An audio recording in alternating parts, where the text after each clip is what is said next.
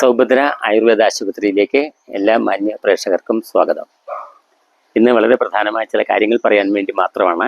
ഗൃഹവൈദ്യ അറിവുകളല്ല നൽകുന്നത്. നാളെ online class ആരംഭിക്കുക. 1:30 മണി മുതൽ 2 മണി വരെയാണ് സമയം. പക്ഷേ ഈ ലിങ്കിൽ കയറുന്നവർക്കൊക്കെ അതൊരു ഗ്രൂപ്പാക്കി മാറ്റി ആ ലിങ്കിലുള്ളവർക്ക് മാത്രം അവരുടെ സമയം അനുസരിച്ച് കാണാവുന്നതാണ്. അതിന് വെബ്സൈറ്റ് ഡിസൈൻ ചെയ്യുന്ന ആളുകൾ അത് ക്രമീകരിച്ചിട്ടുണ്ട്. അതുകൊണ്ട് നിങ്ങൾക്ക് ആ സമയത്ത് കാണാൻ പറ്റിയില്ലല്ലോ, എൻ്റെ ക്ലാസ് പോകുമല്ലോ, അങ്ങനെ ഒരു വിഷമം വേണ്ട. നാളെ പറ്റുമെങ്കിൽ നാളെ അവധി ദിവസമൊക്കെ ആണല്ലോ, എല്ലാവരും പങ്കെടുക്കുക.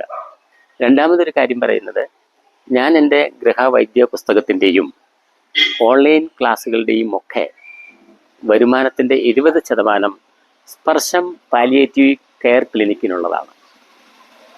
വയനാട് ജില്ലയിലെ മുട്ടിലിൽ 12 വർഷങ്ങളായി പ്രവർത്തിച്ചു വരുന്ന സ്പർശം പാലിയേറ്റീവ് കെയർ യൂണിറ്റിന് ദുർഗന്ധം വമിക്കുന്ന ക്യാൻസർ രോഗികൾ, ഒറ്റപ്പെട്ട് കഴിയുന്നവരെ താമസിപ്പിക്കാൻ വേണ്ടി ഒരു കെയർ ഹോം രൂപകൽപ്പന ചെയ്ത് പണി നടന്നുകൊണ്ടിരിക്കുന്നു. ഏതാണ്ട് ഇനി ബിൽഡിങ്ങൊക്കെ വാർത്ത് കഴിഞ്ഞു. സൗജന്യമായിട്ട് അവരെ താമസിപ്പിച്ച് ട്രീറ്റ് ചെയ്യാനാണ്.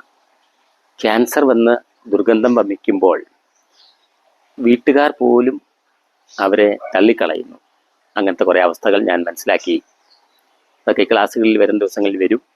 അപ്പോൾ അവരെ താമസിപ്പിക്കാൻ വേണ്ടിയിട്ടാണ് ഈ കെയർ ഹോം പണി നടക്കുന്നത്.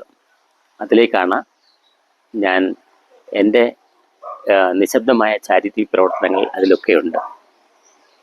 അപ്പം നിങ്ങൾക്കും പങ്കുചേരാം. ഈ വീഡിയോയുടെ പുറകിൽ സ്പർശം പാലിയേറ്റീവിൻ്റെ ഒരു QR കോഡ് തരാം.